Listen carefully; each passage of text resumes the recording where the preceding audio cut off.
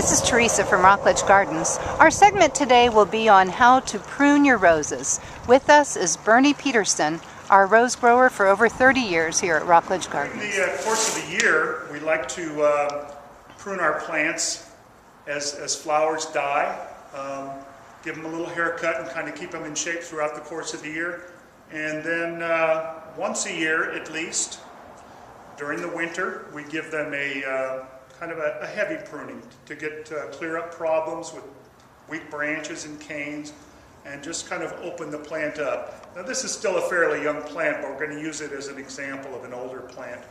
And here we see a dead flower up here, and just as a matter of pruning to keep the dead flowers off and to promote new flowers, we're going to bring this stem down, and the old rule of thumb is you have to go at least to the first 5-parted leaf and prune just above that,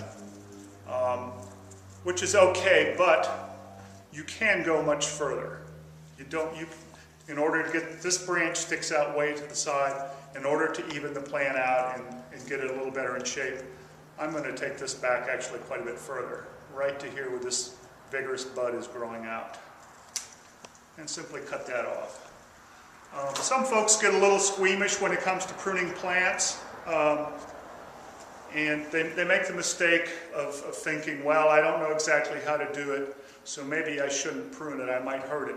It's actually a bigger mistake not to prune than it would be to prune it in the wrong place or not to do it quite right. The pruning benefits the rose plant tremendously. It helps encourage new growth on the interior of the plant. And most important of all, it helps make new flowers, which is the reason why we have the roses in the first place. Now we're going to do our once a year heavy pruning on this plant. And what we're looking for, first of all, before we really start cutting anything, is the general structure of the plant and the condition of some of the canes. Now the canes are the stems that emerge from the graft union down here, from this area.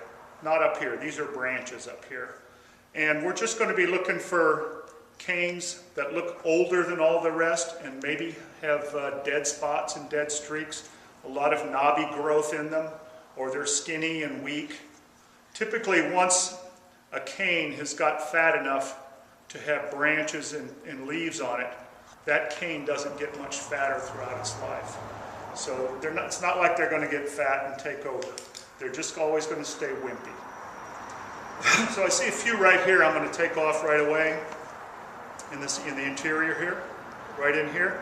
And we want to keep in mind when we're pruning roses to use the right kind of pruners. This is called a hook and blade pruner or a bypass pruner, and this is the right type to use. There's another type that involves a blade and usually a brass anvil that the blade strikes against. Don't use those on roses because they tend to crush the stems and damage the stems. So you use this type bypass pruner, and you always have the blade part on the bottom and the hook on top. And we simply insert it in here. We're going to thin this plant out in the center first. Remove that. That's a weak old cane. And here's another one we're going to remove. There's one with some dead on it. Keep in mind, if this is a plant in your yard that you're doing this to, you're cutting much bigger branches than this because it's going to be a more mature plant. Okay, that's about all this one needs to be thinned out on the interior. Maybe we'll take this one out. And now we're ready to reduce the height of the plant. And typically we're going to reduce it by 60 to 40%, depending on the type of plant.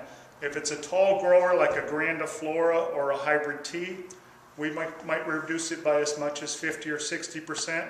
If it's a shorter grower like a shrub rose or a floribunda, then maybe only 40%. So it's simply a matter of finding the right place to cut. Since we're not removing the entire cane, we're going to look for buds to cut above. And any place where a leaf used to be, there's a bud, and that is where the new growth will emerge.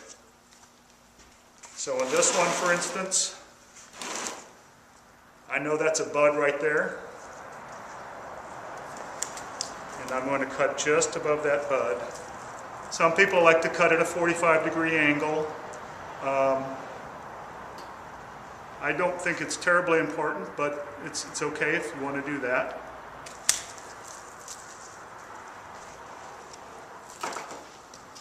And then I'm going to go ahead and take those little side ones off.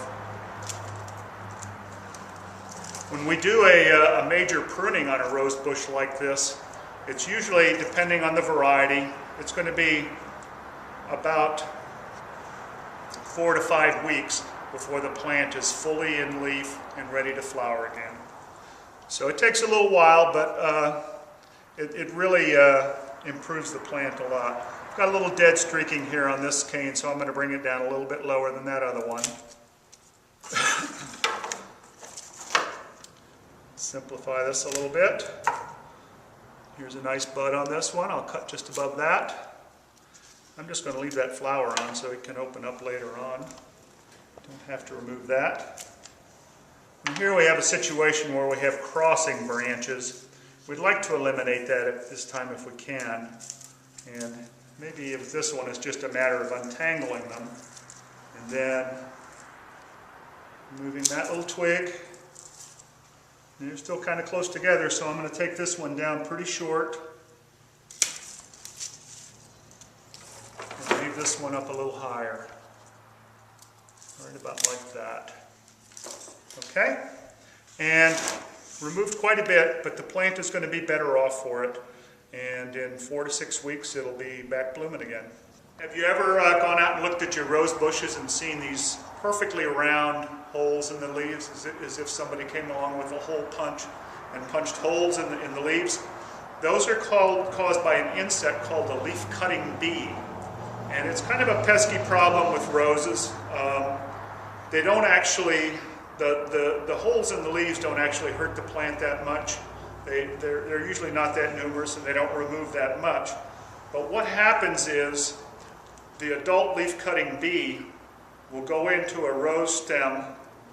Usually it'll have to be one that's the diameter of a pencil or a little bit larger, and they will bore down the center of that rose stem. And then they lay eggs in there, which hatch into larvae. And the leaf-cutting bee takes those pieces of round leaf that he's cut off your rose leaves and stuffs them down in there to plug up the hole where they've laid their eggs. But the boring into the stem is what really does the damage to the plant, not the cutting of the leaves. So to prevent that, anytime you're pruning your rose, and this will be mostly in the winter when you do your major pruning, any stems that are about the diameter of a pencil or larger, coat the top of the stem with Elmer's glue. And that will prevent the leaf-cutting bees from getting in there, and it's quite weatherproof. It will last for a long time. There's a couple of reasons why it's better to do this in the wintertime rather than the summer. In the summertime, by removing the foliage, you're exposing the bark here to bright sun. And in the summertime, when the sunlight is more intense, you might get the bark burning on those canes, which is unlikely to happen in the wintertime.